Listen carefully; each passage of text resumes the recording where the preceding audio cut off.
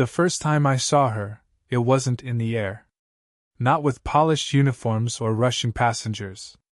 It was a Tuesday morning, in a corner coffee shop that smelled more like burnt toast than coffee. I'd been there too often lately. Something about the noise of milk steaming and the clink of cups filled the quiet parts of my day. At 23, I thought I'd have more of a life than scrolling through half-written texts and watching the washing machine spin. But I kept showing up, as if routine could trick me into belonging. She walked in like she wasn't in a hurry. That stood out. Everyone else pushed past, checking their watches. She paused by the door, smoothing her hair back as if deciding whether she even wanted to be here. And then, just like that, she smiled at the barista and ordered. No fuss, no phone in hand. Mid-40s, maybe? Lines by her eyes that didn't make her look tired, just real. I told myself not to stare. I failed. The first moment was nothing. She picked up her cup, turned, and for half a second her eyes caught mine. A polite, passing glance. But it held a beat longer than I expected. By the next week she was back. Same time. Same order. A small cappuccino, no sugar. She sat by the window, flipping through a paperback whose spine was already breaking. I noticed her habit of folding the napkin into little squares, tucking them under the cup like it mattered. It became our rhythm, me at the counter, laptop open but not really typing, her by the window, pretending to read more than she did.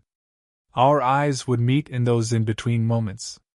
One Thursday, she caught me watching her fold the napkin again. Instead of looking away, she said, "You'll give yourself away if you keep staring at people's hands." I fumbled a laugh. "Sorry. Just habit. I notice things." "Dangerous habit," she said, but her mouth curved like she didn't mind. That was all. No names, no introductions. But it stayed with me longer than it should have. At night, I'd draft texts I never sent. Not to her, of course. Old friends I hadn't spoken to in months. Half-written openings, hey, been a while. I'd delete them, the screen going back to black, leaving me with my reflection. By the third week, it felt intentional. She didn't just happen to show up at the same hour. Neither did I. One morning, the coffee shop was unusually crowded. I ended up near her table, balancing my mug, trying not to spill. She looked up and nodded to the empty chair. "You can sit." "I don't bite." I sat.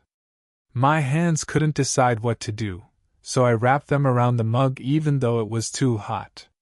She tilted her head, studying me like I was more interesting than the view outside. "You're here a lot." I gave a half shrug. "Guess I like the noise. Or maybe you don't like the silence." I didn't answer. Her eyes lingered a moment too long, as if she was used to people avoiding honesty. We talked, light, ordinary things. Weather. The unreliable Wi-Fi. How the coffee was better 2 years ago, apparently. She had that way of speaking where pauses said more than words. When she stood to leave, she slipped something onto the table before I could move my mug.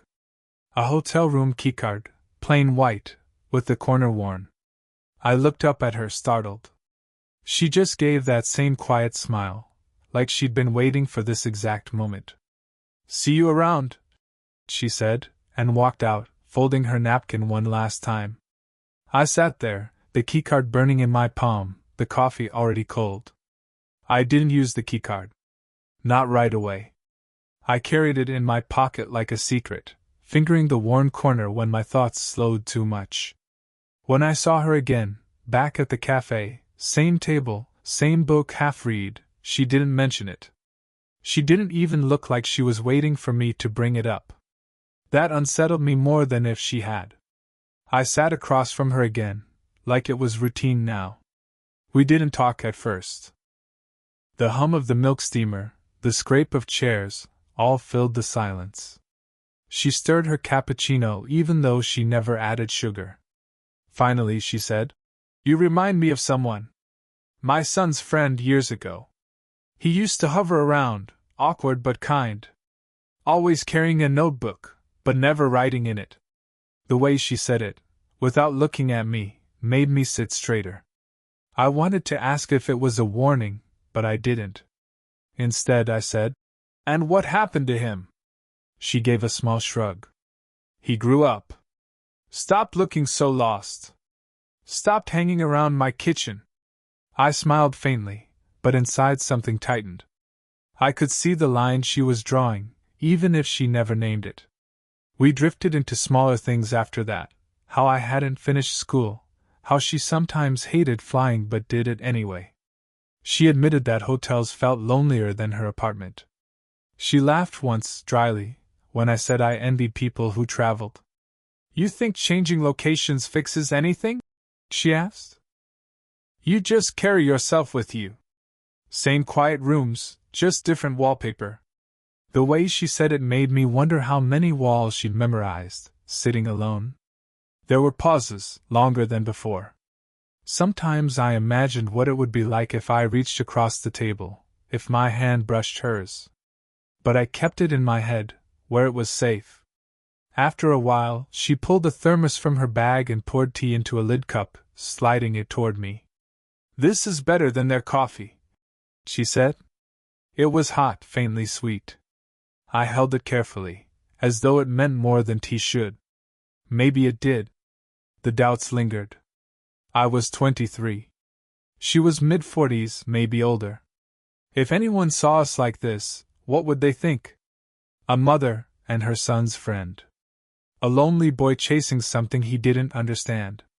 A woman who should have known better. I pushed those thoughts away, but they hovered, circling. When she finally stood to leave, she touched my sleeve. Just a small thing, her fingers brushing the fabric like she was steadying herself more than me. "Take care," she said. And then she was gone. I sat there long after, staring at the faint crease her fingers had left on my jacket. I don't know why that moment stayed with me. Maybe because it felt like someone finally saw me. The next time I saw her, it wasn't in the cafe. It was in the laundry room of our building, late evening, the hum of dryers filling the basement with a dull heartbeat. She was folding a stack of uniforms, crisp and neat, while mine tumbled in a heap. "Didn't picture you here," I said, half grinning. She glanced up, a small smirk. "Laundry doesn't do itself. Even flight attendants live ordinary lives." There was something grounding in that, her bent over the folding table, smoothing sleeves, aligning edges. My own attempt at folding looked like crumpled paper. "Here," she said, taking one of my shirts without asking. Her hands moved quick, efficient. I watched the way her fingers pressed, the way she shook the fabric once before flattening it. "Too close, maybe?" "You don't have to, I know," she cut in, not looking up. I wanted to say more, but footsteps echoed on the stairs. A neighbor appeared, nodded hello. Suddenly I felt exposed, as though whatever was happening between us had a shape other people could see. She noticed it too, her shoulders stiffened, eyes fixed on the shirt she was folding. We didn't talk again until the neighbor left. By then, the quiet had thickened. She pushed the folded shirt toward me. "You should learn to do it yourself." I nodded, pretending it was advice and not distance. After that, she started pulling back. Not fully, just little ways. Sitting farther from me at the cafe. Checking her watch more often. Smiling, but with that polite edge. I tried not to notice. Failed, obviously. One afternoon I asked, "Did I do something?" She paused mid-sip, eyes flicking to mine then away. "No. Just," reminding myself. "Of what?" That lines blur easier than people think. I didn't know what to say. I fiddled with the cup, tracing the ring of condensation, trying to find the right words. None came. The silence stretched heavy. Then her phone buzzed. A name flashed across the screen, Daniel. She flipped it face down, quick, but not before I saw. Her expression didn't change, but her hand lingered on the phone like it weighed more than it should. I almost asked who he was. I didn't. Instead, we sat there in the too bright cafe, pretending the world outside the window mattered more than the space between us. Later, as we stepped out, it happened, almost. The air was damp with rain, the streets shining with thin puddles. She stopped under the awning, close enough that I caught the faint scent of her perfume, warm and steady. For a moment she looked at me. Not casual, not passing. Her gaze settled unguarded. I leaned, just slightly, just enough that my breath caught. And then she stepped back. Not far, just enough. "Good night," she said softly, folding her arms, as though bracing against something unseen. The rain kept falling. I didn't move. It happened on a Sunday evening, the kind of dust that makes everything look softer than it is. I found her sitting on the bench outside our building, a thermos in her lap. No makeup, hair tied back, still in her uniform jacket. She looked tired, but not in the way of someone who needed sleep, tired in a way that had settled into her bones. I almost kept walking. Almost. Instead, I sat down at the other end of the bench. She didn't look at me right away, just poured tea into the lid and held it steady, steam drifting. After a moment, she slid it over without asking. "You were gone a while," I said quietly. She nodded. 3-day trip. Dallas. Chicago. Then home. Her voice was flat, but her eyes shifted, restless, like she wasn't really here yet. I tried to smile. "Miss folding my shirts?" That made her laugh, short, real. Then it faded. We sat in silence, the sound of a car door slamming somewhere down the street, a dog barking once. I felt like every second stretched too thin, pulling at something inside me. Finally she said, "You shouldn't spend this much time with me." The words landed sharper than I expected. I turned toward her, but she was staring straight ahead, knuckles pale around the thermos. "Why not?" "Because you'll mistake it for something it's not." I let out a breath. "And if I already have?" That made her look at me. Really look. Her eyes searching, almost pained. For a second, either of us spoke. Then she said softer, "You don't know what you want." "Maybe not," I admitted. "But I know I look forward to this." "To you?" She closed her eyes briefly, as though the words pressed too hard. "You're too young." I swallowed. "And you're too, what?" "Too old? Too careful? Too afraid?" The silence after that was long. Heavy. She rubbed her thumb along the rim of the thermos like she was trying to smooth out a thought. "I had someone," she said finally. "Years. It ended.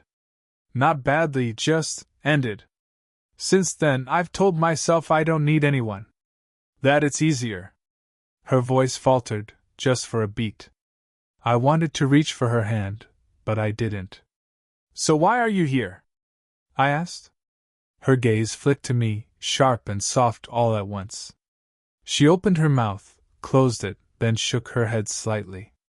"I don't know," she whispered.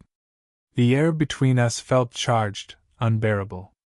My shoulder was inches from hers now, the kind of closeness you can't explain away. I leaned in, barely, waiting, half of me terrified, half of me aching. Her breath caught. Her eyes didn't move. And then she asked, almost inaudible, "What happens if we cross it?" The night held still. The morning after that bench conversation, she was gone. Not gone like vanished. Her apartment lights still glowed some evenings, but gone from the spaces we'd carved out together. No coffee shop table, no bench. The laundry room stayed empty when I went down with my basket.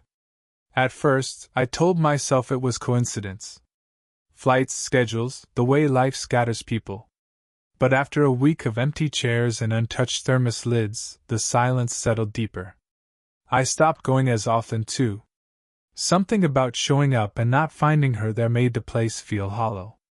I lingered at home, scrolling through old photos I never posted, drafting texts I couldn't send. One night, I saw her in the hallway. She was dragging her suitcase, hair loose, jacket slung over her arm. She looked up, startled, like she hadn't expected to run into me. "Back from another trip?" I asked. My voice cracked on the edge of casual. She nodded. "Long one." Then, after a pause, "You shouldn't wait on me." The words stung more than I wanted to admit. "Who says I'm waiting?" I tried to joke. Her mouth curved faintly, but it wasn't amusement. More like something resigned. "Because I know the look," she said. "I've seen it before." I wanted to press her. To ask where, with who, when. But I didn't. She wheeled her bag past me, and I just stood there, watching her door close with a soft click. The days stretched. The routine we had was gone, and in its place was nothing defined. I caught glimpses of her sometimes, mailbox, stairwell, but always with that distance. A polite nod, no pause. Then came the twist I hadn't expected. I was at the cafe, alone, laptop open but blank.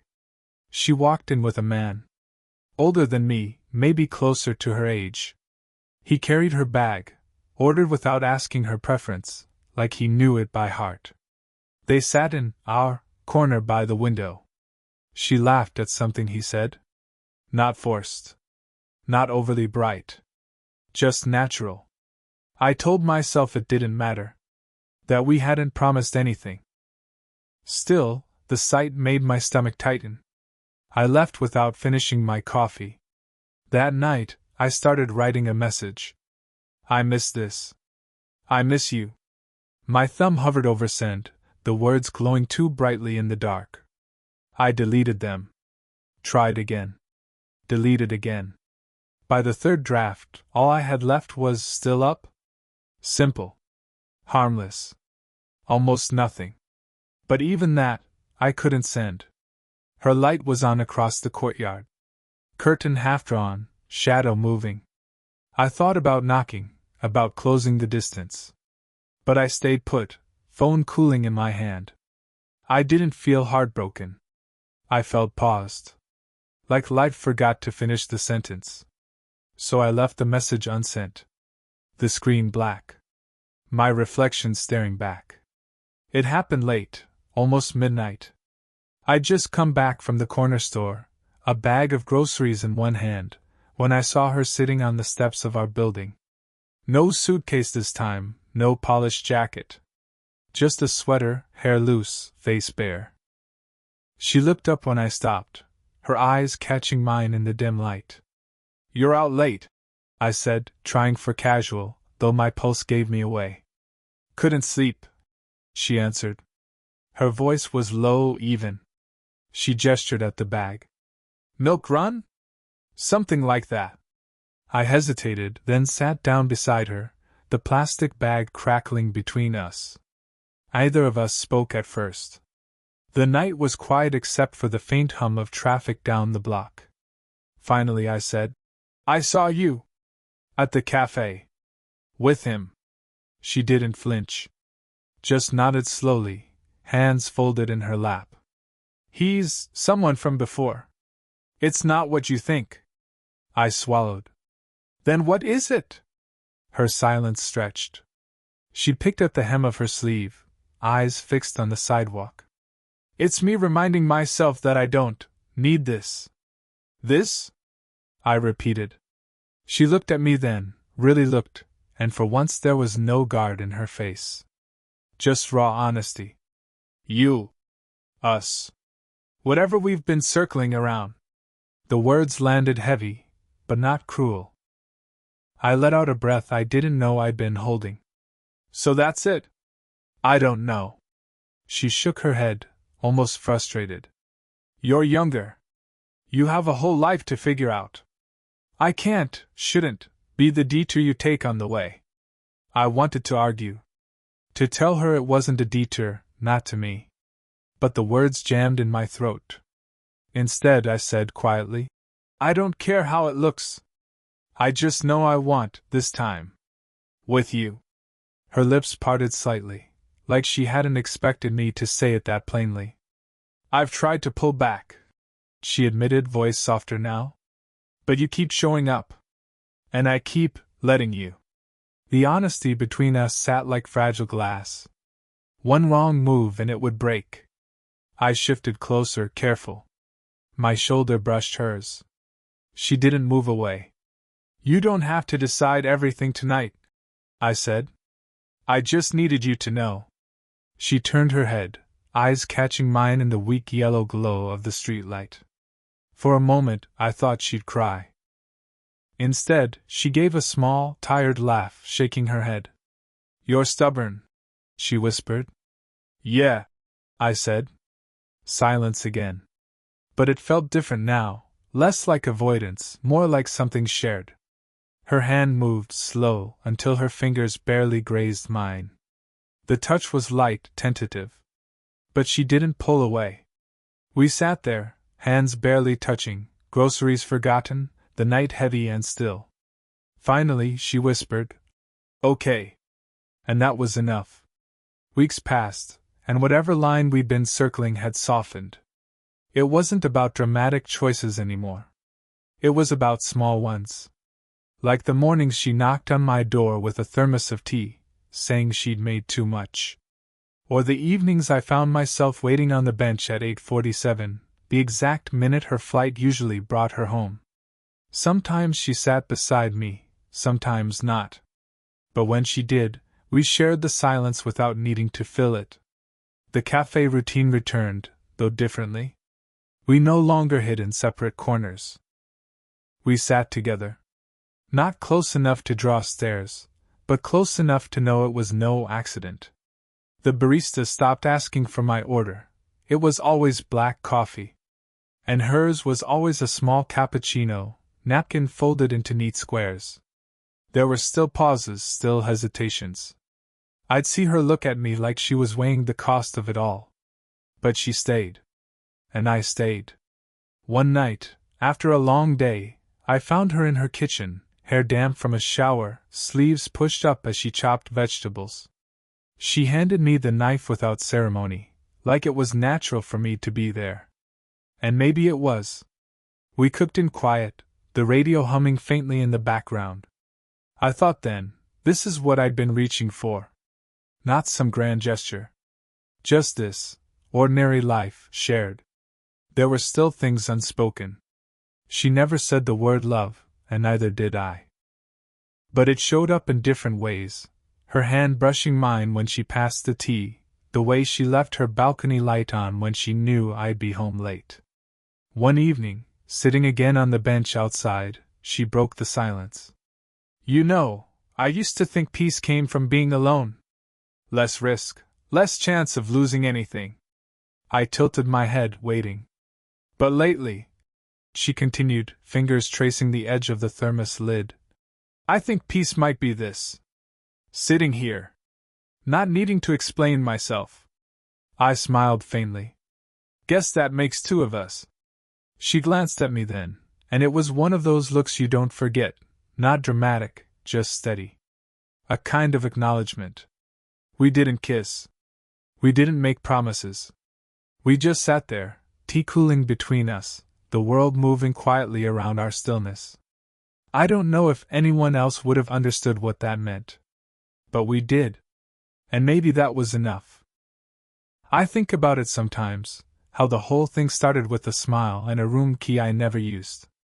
How everything since had been small choices, ordinary moments that added up to something neither of us expected. And sitting there beside her, I knew it wasn't perfect, but it was real. Something only we would understand. Did this story stay with you? What kind of quiet, real love stories do you want to hear next?